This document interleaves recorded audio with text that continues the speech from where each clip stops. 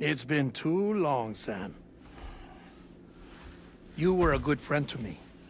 One I could never forget.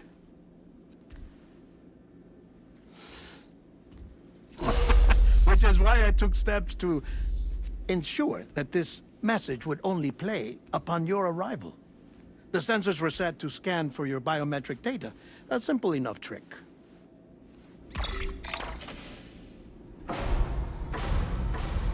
Now, this was originally a geophysics laboratory established for the study of earthquakes.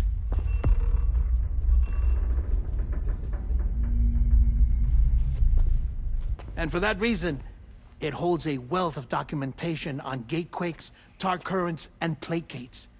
As well, I discovered, as research data on the other side. Now, what I'm about to tell you, I learned after I came to this place.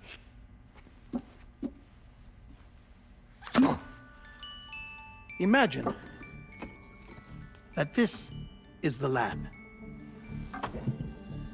Though it's relatively close to the northern tip of South America, the continent is entirely cut off from us by a tar belt. And so we have no idea what's going on down there. Nor do we know the state of any continent other than our own. The researchers here were trying to establish contact with the rest of the world. They were well equipped to do so, as the facility had once been used to launch research satellites.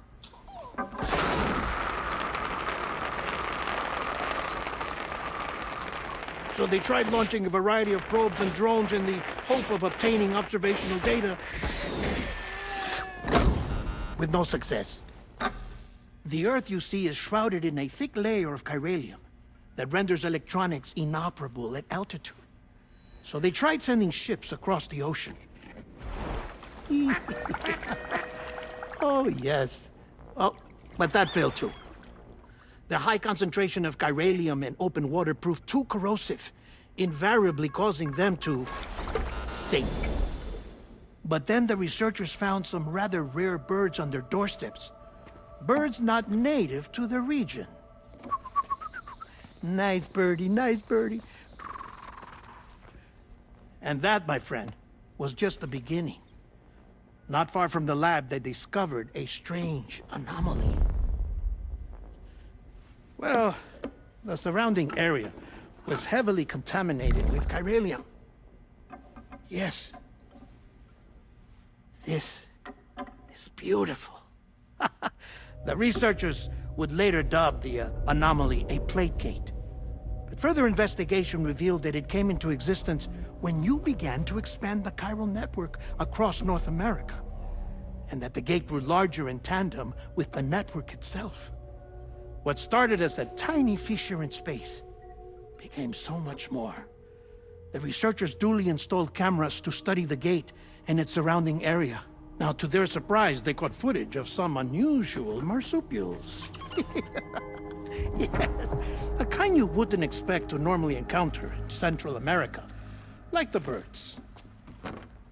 But to confirm their suspicions, they sent an autonomous robot through the gate.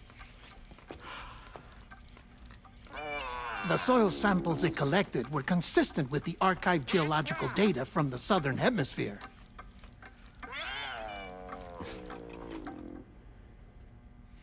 Not long after, several men and women came through the gate.